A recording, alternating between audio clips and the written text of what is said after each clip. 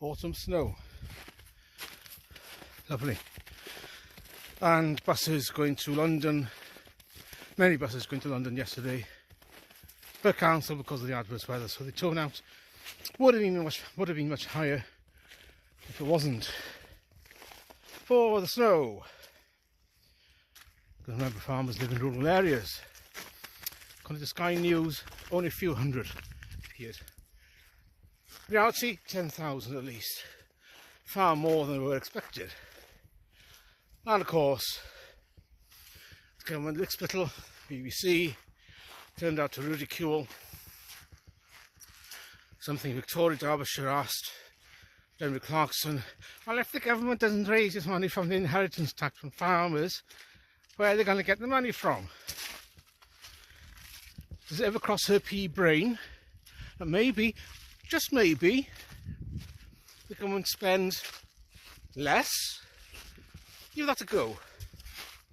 Charlotte Gill, she's been compiling a list for a long time of woke projects where taxpayer money is pissed up the wall on DEI studies and whatever else. And it's a colossal sum. And notwithstanding Arts Council of England, the stuff that they do, for all the other various quangos, what the hell do they get up to? So, across Whitehall, there's scope for tens of billions of savings. Even if a senior army guy can identify billions of savings within the armed forces, and they don't want to do anything with, you have a problem.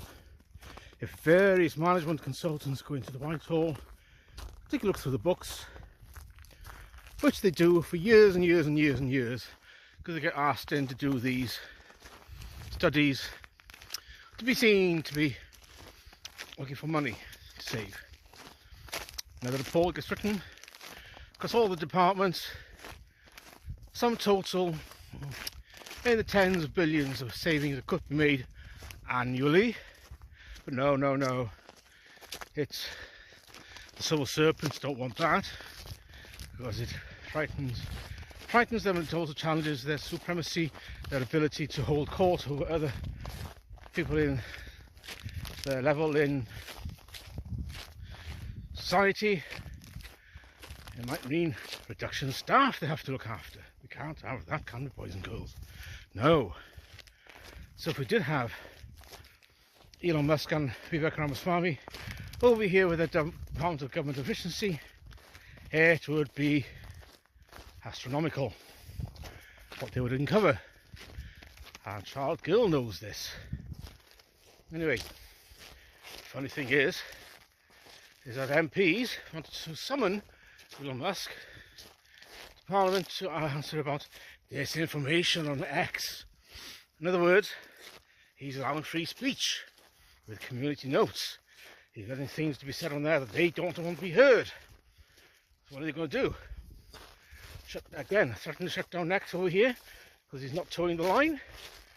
Good luck with that, because Donald Trump has threatened, actually G.D. Vance has threatened to remove the US out of NATO until the NATO member states abide by principles of free speech.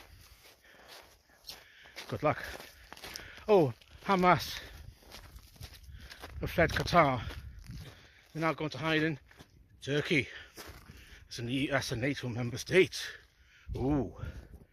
So what happened if Israel took out Hamas in Turkey? I mean, because Turkey doesn't like Israel, for a start. Oh, Turkey cut off the water supply to Muslims in Syria. The Kurds. Because wrong sort of Muslims. Look at that. I'll take a photo of that in a minute. So, you're in the shit. Start this again in a minute. Gillsfield behind me, as I was saying. Starmerov claims to have the backing of the BBC. See, the BBC agrees with me, therefore I'm right. He says the quiet part out loud. We know they do. The BBC The Guardian, the broadcasting and print media arm of the Labour Party. Always have been, always will be. So there's no surprise there, is it? But there was a meeting in Labour Party meeting in North Wales where Starmerov slipped out through the back door to avoid the farmers, just as the former First Minister also did at the same place to avoid the same farmers over this policy of sustainable farming. Anyway, so reform, in an opinion poll published yesterday, puts reform on 28 for elections, for the Senate elections 2026, but reform on 28%, Labour 26%, Tories and Lib Dem joined 13. Plaid Cymru, well, don't exist. So that puts reform on 32 seats out of 60, so a majority of 2. Well done.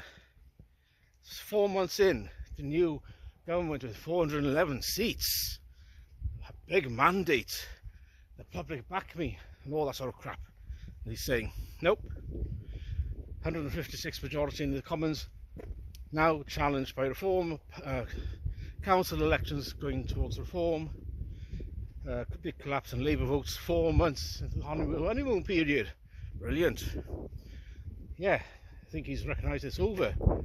The guy, Starmerov, has no internal monologue. He also doesn't dream at night. There's nothing going on between his ears except to pass down instructions. He has no opinions. He has never had an original thought in his life. He's a technocrat, robot. So he knows that it's him or the farmers. You see that the public support is collapsing, and which is why you're trying to push it through regardless. Basically, he's just operating from somebody else's instructions. Whose? Well, who knows. Rachel Thieves doesn't know what a CV should say. Amends her LinkedIn. Yeah, making it up as they go along. Damage limitation. There's even civil war now within the Labour Party over policies, such as winter fuel. 100,000 elderly would be plunged into poverty this winter because of the cuts to the winter fuel allowance. This wasn't known or published before the it was announced, but never mind, they don't matter, get rid of them. So, to fund the NHS, remember the justification of Rachel Reeves that they have to bring in these farm inheritance tax changes to fund the NHS. To fund it for 25 hours through the year, and that's it. 25 hours, there's nothing. You're using emotional blackmail because they think it works, but then again, West Street, the Health Secretary, has said that he has concerns over the assisted dying bill because it might mean that people will end themselves to save the NHS a few bob. No greater love has, to paraphrase, have people had for the state religion, like they want to off themselves to save it some money. Suicide, literally, suicidal empathy. I would like to say you can't make it up, but well, literally can't. That's where we are with the envy of the world. That's so envied that literally no other country in the world has copied the envy of the world, because it is so fucking useless. Never mind.